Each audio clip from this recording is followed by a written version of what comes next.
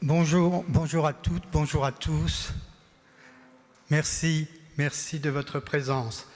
Il ne s'agit pas seulement aujourd'hui d'organiser un dialogue entre les différentes cultures, les différents savoirs, les différentes traditions intellectuelles et spirituelles. Ce colloque a une ambition plus exigeante encore, celle d'organiser une authentique collaboration scientifique avec nos partenaires, et il faut entendre ici collaboration dans la plénitude de son étymologie, un travail, l'abord, une mise en œuvre commune pour élaborer de nouveaux objets intellectuels. Tel est le sens de la collaboration entre l'Institut français d'islamologie et Mohamed Ben Zayed University for Humanities. Et le sens aussi de la rencontre présente qui en témoigne. Nombre d'entre vous connaissent mon amour de l'architecture et je vais filer la métaphore architecturale.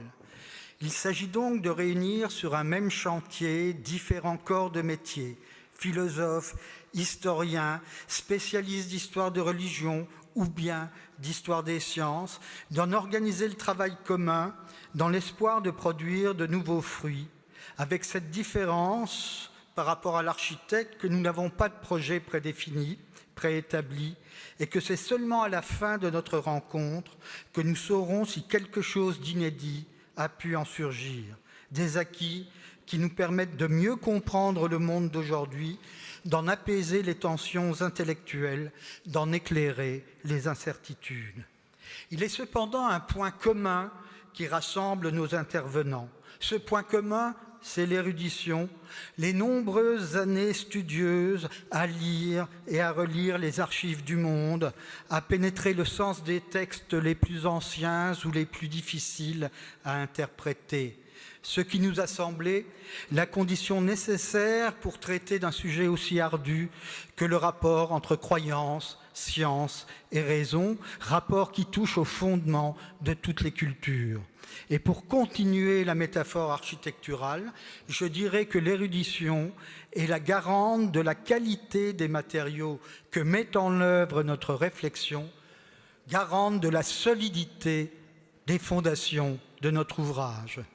Mais l'érudition, qui s'attache aux détails des choses, à la précision de leurs références, serait vaine si elle ne servait pas à mettre en valeur, au moyen même de son acribie savante, ce qu'il y a de plus universel dans la constitution des sociétés, les éléments intangibles qui se cachent sous les variations les plus fines de la pensée, des doctrines, des cultures que l'érudition met en valeur.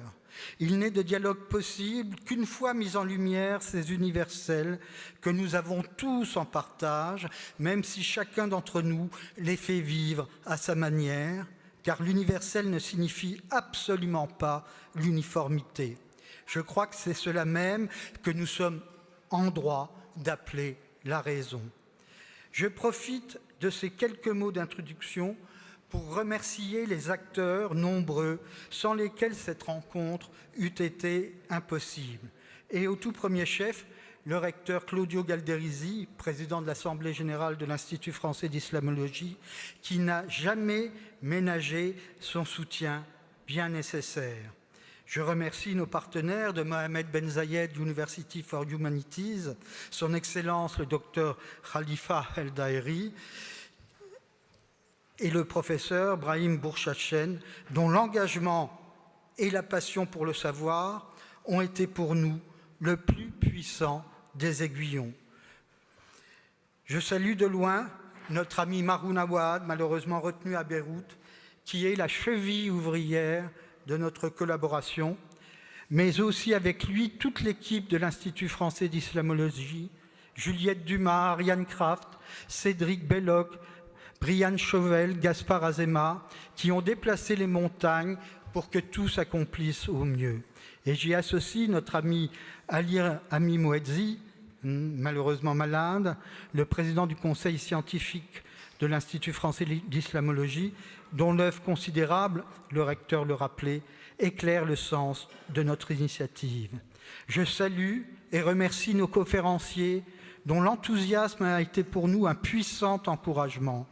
Je salue enfin les vidéastes, la photographe, les traducteurs, les équipes de la chancellerie, ainsi que tous ceux et toutes celles qui ont la lourde tâche, non seulement de contribuer au succès de ces journées, mais aussi de propager urbi et orbi l'expression de notre singulière collaboration.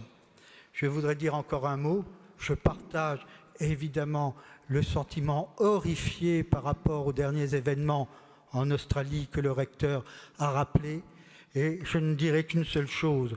Nous avons l'impérieuse obligation de lutter tous ensemble, contre la violence et la terreur qui, au nom de la haine religieuse, détruisent la vie et tuent l'esprit.